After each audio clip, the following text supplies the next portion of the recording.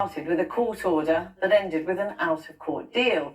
For years, the Warwickshire Hunt had been the subject of repeated complaints about antisocial behaviour.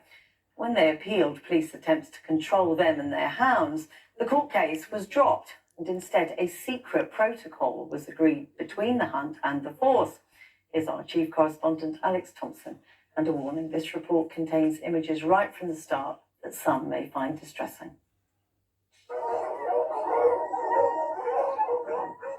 The Avon Vale Hunt. Illegal fox hunting still happening 20 years after it was banned. Another unknown hunt again, throwing a live fox to be torn apart by hounds. But tonight, pressing national questions about the policing of fox hunts. The Warwickshire Hunt. Hounds all over the road, causing absolute chaos. A hound almost collides with a passing car. An ambulance with emergency lights held up. How dangerous is this? Horses and hounds stop traffic on a busy road. Your hounds are in the road. This is a main road. All evidence shared with Channel 4 News by the West Midland Hunt saboteurs. So we're going to go up the front track.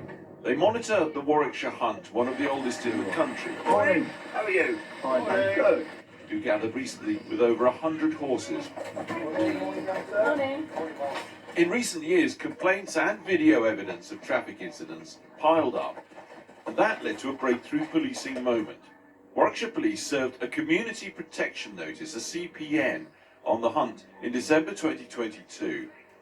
Now that CPN forced the Hunt to notify the police exactly when and where they cross main roads, and breaching the conditions will amount to a criminal offence. The Hunt, though, appealed the CPN, but as the court case approached, something remarkable happened. The court case disappeared, it just evaporated. And that is because a secret protocol was agreed between the Hunt and senior officers of Warwickshire Police. And from that day until this, nobody has been allowed to know exactly what's in that deal. Tonight, we shed new light on the conduct of Warwickshire Police. Denise Taylor liaises between the police and Hunt saboteurs.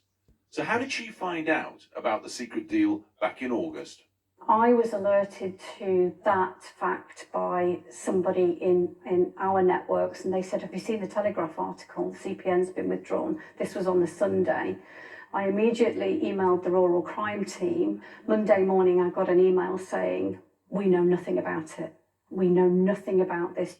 Warwickshire Police did not dispute that detail, but said the rural crime team was kept informed around the publication of the secret protocol. When Denise asked the Chief Inspector, he said there was nothing to worry about. I was told by Chief Inspector Steve Davis in an email that the private arrangement was actually far more wide-reaching than the CPN, which clearly it isn't. But the private deal isn't even legally binding. The CPN was. The private deal doesn't force the Hunt to say where and when it'll cross main roads. The CPN did. Which may explain why scenes like these continue after the police secret deal. They've been assessed by the rural crime team as of high impact on the community. But their superiors in the police have overruled further investigation. Furthermore, tonight we can reveal this police email stating that the entire rural crime team, responsible for investigating the Hunt, has been sidelined. Dated February the 9th this year, it states, I've been advised that the rural crime team will no longer be the central point for all matters relating to issues with the Hunt. The police deny this, saying the team remains the central point for all Hunt issues. So normally they come running down here. It all leaves local people like Caroline Hutt feeling abandoned when the Hunt comes on their land. We have pets that roam and run around, and if they got caught up in those hounds, that would be a disaster. We also have foxholes down there. We have badger sets down there on our land, and I do worry about that as well. And it's cruel. It's also breaking the law. All of this means local MP Matt Weston has been inundated with complaints from constituents. Across Warwickshire, hundreds of people, hundreds, have either really through social media, who've been in touch and shown support and real anger about what they see taking place. How does a deal like this behind closed doors sit with issues like accountability for a police force? This is really dangerous precedent, I think, for the way policing is done across all communities. What we have is some sort of arrangement, special arrangement that's been made and agreed to by two parties, including the police. That cannot be in the best interest of the public, and it cannot be in the best interest of law and order. He's raised this as a national policing issue with the Home Secretary, with the Environment Department, the Chief Constable and the elected Police and Crime Commissioner. He says he's got nowhere. But the Hunt Joint Master, Lizzie Sinden, did agree to talk to us. It's not a private deal, it's a settlement out of court. And is everything in life subject to being in the public scrutiny? I don't think it is it? With policing? With And due with process? policing, and also the impact, the protocol is between us and the police, not between us and the members of the general public, surely. But shouldn't the public have the right to know? I don't think they don't, why do they need to know? You feel you are genuinely accountable, even though it's a secret deal? Yes. The wider concern for policing nationally is simply this, that in pursuing this secret private agreement, the police have abandoned due process, the law courts and so forth. We put that to Warwickshire Police, and they came back to us with a statement saying, well, not saying anything about that. They merely said they would continue to pursue criminal cases through the courts. Warwickshire Police Chief Constable Debbie Tedds refused to be interviewed. The Hunt insists accusations of antisocial behaviour are way overblown and the deal works. Who says it's not working? We'll base our feedback on work from Warwickshire Police, not on that of a couple of individuals on social media with their own agenda. So at the end of the day, we are accountable to Warwickshire Police. We're not free of being prosecuted or being issued with another CPN. The hunting world is watching closely. CPNs force hunts to notify police about their route. No problem if you're legally trail hunting, following a pre-laid scent. Recording start. Big problem if you intend chasing a fox. They're killing! Leave it! Incredibly, even under current scrutiny, Warwickshire Hunt has still killed at least one fox. This was in October. An apparent crime after the secret protocol was signed. Leave the body! Leave it, I'll have it. Yes, I will. And is currently under police investigation. As I've said, if the evidence is credible, we'll fully cooperate with the police. The protocol has not put us above the law. As this year's hunting season draws to a close, the days of cosy backroom police deals to keep you out of court may be numbered. Labour is promising a ban on fox hunting that would actually ban fox hunting. Alex Thompson reporting, well, the Chief Superintendent Matthew Longman from Devon and Cornwall Police is the lead on fox hunting crime for the National Police Chiefs Council and joins us now. From the outside, it looks pretty extraordinary. As the police lead on fox hunting, what do you make of a secret protocol, a secret deal being used in this type of policing? Well, I think what this story demonstrates once again is that this is a much bigger issue than just the killing of foxes. This is not a small group of people who are protecting animal rights, but rather large swathes of communities who are facing intimidation, criminal damage, pets being destroyed, all of these things we've seen and more. And so we need to be far-reaching our policing response and answer their cries to be kept safe in their communities. I mean, which is why it's all the more extraordinary, isn't it? This idea of a secret protocol or a secret deal to avoid this community order, to avoid court.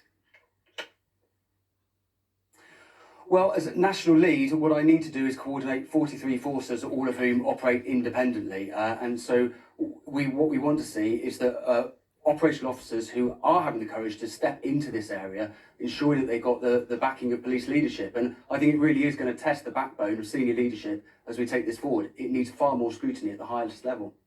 Exactly as you say, this is not really about whether you have a view on fox hunting or not. It is about, in this case, antisocial behaviour, a hunt interrupting traffic, trespassing. Yet this secret protocol, as we understand it, and of course we haven't seen it either, is not enforceable in the criminal courts. The hunt doesn't have to inform police when and which roads it might be using. Can you see why police might think this is just giving a particular group carte blanche to do what they like?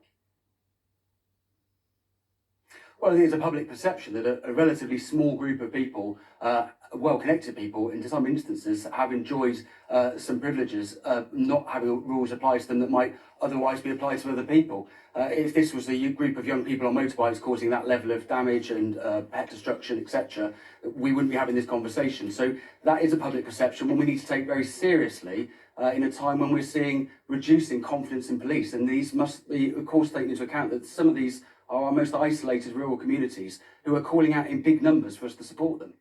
So what can and should be done about it? Because as I understand it, you've asked for details of this protocol. The MP has certainly asked for detail. National crime groups have asked for detail.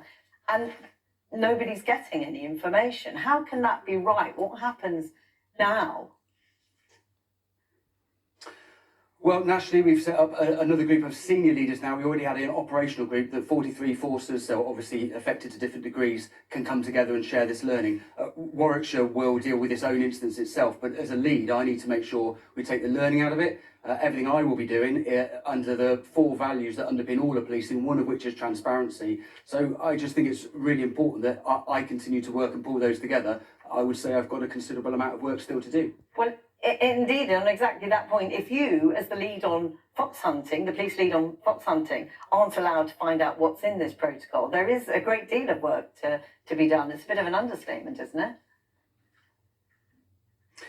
Yes, it is. And of course, we're not talking about the Hunting Act here. We're talking about antisocial behaviour legislation, again, indicating that the Hunting Act's not working for us. So I think this needs a conversation at the highest level. I think it is going to take some significant courage to change what is a mindset and apply the same level of rules as is applied to the rest of the country to this topic. And we will work and continue to do training to use the laws that we have to the best of our ability. But right now, clearly, they're not working for us. And that in itself is a topic that needs some considerable thought, I think. Yeah, so on that point, how do you think the laws need to change to avoid this happening again?